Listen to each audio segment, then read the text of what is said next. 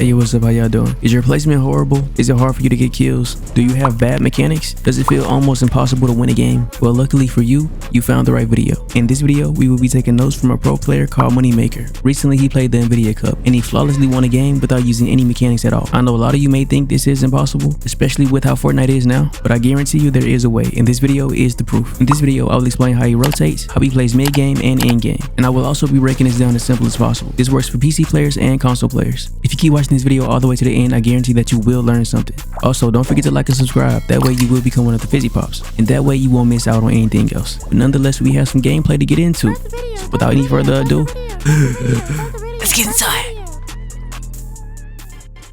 Okay.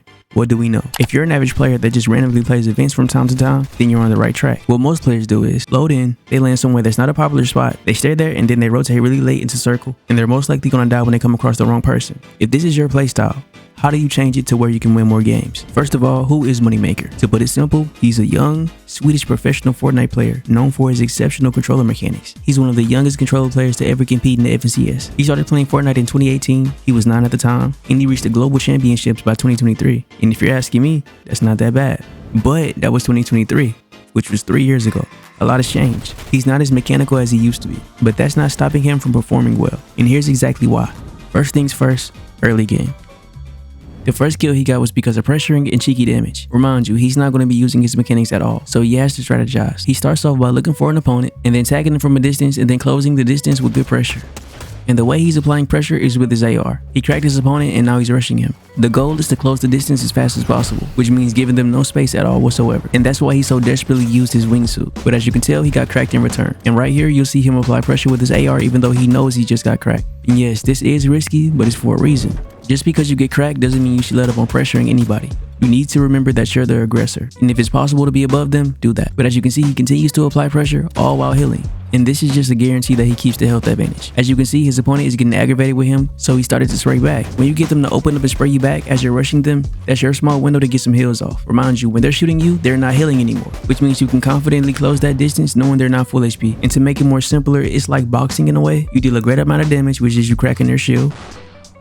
Then you constantly work your way closer while also defending yourself. The closer you get, the more pressure you apply. Then depending on the person, eventually they'll drop their defense and focus solely on offense. That's why most of the time when you beam people and rush them, they start building up and try to build fight you. Some people will drop all of their defense to focus solely on offense when they don't have enough time to heal. You need to take advantage of this. If they're not healing and they're being aggressive towards you, their HP stays the same. But the whole entire time you were rushing them, you were getting them weaker and weaker and weaker while protecting yourself. And when it's time for the kill, all you have to do is get one shot. You have the health advantage. I don't recommend it, but you can also win it 50-50. No matter who hits harder, he's gonna win this 50-50 every single time. That's because when he got him weak, his opponent never had time to heal up. So he was pretty much about as weak as a pickaxe. So in this type of situation, all you would need is a simple tag. And this could be more helpful than you know. Even if somebody's really good at the game, you can still kill them if they're weak enough. Remember that. Moving on. When you rotate, you need to be able to farm while looking forward. This may not seem like a big deal, but it is. You want to work your way towards the center of every single zone while farming. This saves you time and guarantees that you will get into circle with proper material. I know a lot of us tend to go to circle and farm mass, but the thing is, what we do is we face back. Basically, you won't be looking towards circle or the way that you're going. Your back will be facing that way. And this is somewhat of an optional tip. You really don't have to do it if you don't need to or if you don't want to. That's just a simple way to keep your eyes forward and to make sure that if somebody's in front of you, you will see them first. Rotating early. A lot of us think we do this right, but we don't. When the next zone starts to pull, you need to make your way towards it. What I'm saying is you don't want to wait until the circle is about to close and be on the outside of the circle, then work your way just slightly inside of the zone. This right here almost guarantees you bad positioning. If anything, you want to make sure that you work your way a little bit more in that circle. Doing this just gives you better opportunities. And when that circle closes, most likely there's going to be somebody rotating in behind you or in front of you. Now pay attention to what I just said. Since you rotated early, there's going to be somebody rotating in the circle behind you or in front of you. By then, you should already have your little spot somewhere set up. But let's say you didn't rotate early and you were that same person rotating in late, you would be the one getting looked at every single time you rotate into circle. And that's because you didn't establish yourself properly. That's why it's important to always make sure that you rotate in every single time the circle moves. As the circle's closing, I mean right away, once you know where the circle's going to be at, work your way there before the circle even closes. And I know this may seem scary and you may feel like you're going to get focused or something, but as long as you do this quickly and find somewhere to sit, you'll be good. Nobody's going to bother you. All of the action is going to be near the outside of the circle, and that means even less attention on you when you have to rotate. So lurk if you have to, and no, you don't have to be desperate for any kills. And as you can see, that's what he does right here. Everybody's trying to rotate. Remind you, he's already in zone. He's just getting free tags at this point. They're trying to get in, he's already in, and he's getting beams on them as they're getting in. And as you can see, everyone else is doing the exact same thing. Sometimes they'll be one shot, sometimes they won't be. You also want to make sure that you're slightly elevated or at a distance from other people. You don't want to be close to anyone when you're doing this. And to avoid unnecessary conflict, don't fight for height. If you see a mountain, in other words high ground, and you think it'd be a good idea to go up there, don't do it, because most likely somebody else is thinking the same thing. I recommend you to get in where you fit in. If you found a nice position and nobody's bothering you, stay right there. You also want to make sure that the person in front of you leaves before you rotate. You shouldn't go into that person in front of you goes. If you skip them or cut in line, you'll be in front of them. And if you're in front of somebody on Fortnite, most likely they'll shoot you from behind. So rotate as they rotate. In other words, you're just rotating as a group. You want to look around and pay attention to see who's rotating. If there's 1 or 2 people in the air using the wingsuit, that is your chance to use the wingsuit. Do not wait until you're the only person in the sky. This is going to redirect everybody's attention away from you. Looking back after almost every rotation, and you may not think that this is important, but I guarantee you it is. If you watch any other pro, you'll notice they're doing this exact same thing, and if they just so happen to make it, when they rotate into zone low, you'll notice that they will sit right there near the side where the zone is closing and get tags on everybody that's still rotating in. And since they're near the outside of the zone, nobody's in front of them, so that means that there's nobody in front to shoot them. When they open up their box to get these tags, there will always be somebody rotating in late behind you, and if you land before them and you get in before them, you will always have a free window to get these tags.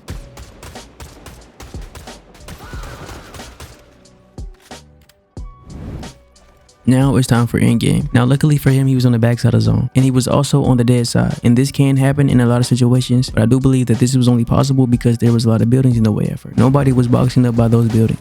So when it came time to rotate, nobody was looking at him. That made this a dead side. And I want you to pay attention to what he does next. Instead of just rotating in with everybody else, landing on their boxes and stuff like that, as you can see, he's rotating with the storm. He also went back for his refresh. He's not building too far out of it. He's just barely peeking out of the storm. Also pay attention to the tunnel method that he's using. He's not on high ground and he's not on low ground. He's mid ground, or whatever you prefer to call it. As you can see, storm is moving too fast for him to keep up with, so he decides to rotate with the rest of the troop. If you have the chance to stay up a little bit and don't be low ground, good for you. You should always go for that. Don't settle for less. Now that he's back in circle again, all he has to do is make sure that he keeps what he had before, and that's why he didn't stay on the same level as the person he landed on. And remind you, he did not land in the center. He landed all the way at the top and at the closest end to zone, which means he's doing the exact same thing he did earlier. Rotate in earlier before everybody else and get tags on everybody else that's rotating in after you. The fact that he went to the top corner allowed him more time to shoot and beam people out the air. If he would have landed anywhere else, then he would have been the one still rotating. But the fact that he landed top edge of the circle, he had more time to remain in the circle, once again rotating while somebody else is in the air. The fact that he was pretty much the last person to rotate allowed him to visualize where everybody was at. He noticed that nobody was on height at the time, so he took this as an advantage to go up.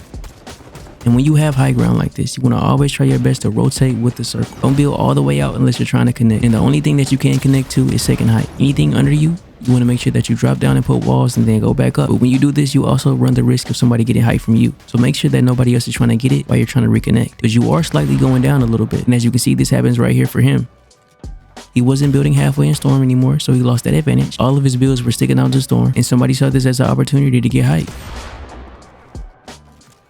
You want to continue to apply pressure. Doing this will also speed up the time to them getting eliminated. Also, you want to always make sure that you're paying attention when you're on height. Anybody can sneak up on you, wrap around you, camp under you. This happens to him as well. And then he was on the defensive and he was forced to go down. If he continued to fight for height and stay on height, he would have just lost more mats. But as you can see, he decided to go down. The only reason he didn't die right here is because he went down. And he also got his revenge on the guy that took height from him, because he didn't expect him to still be in storm.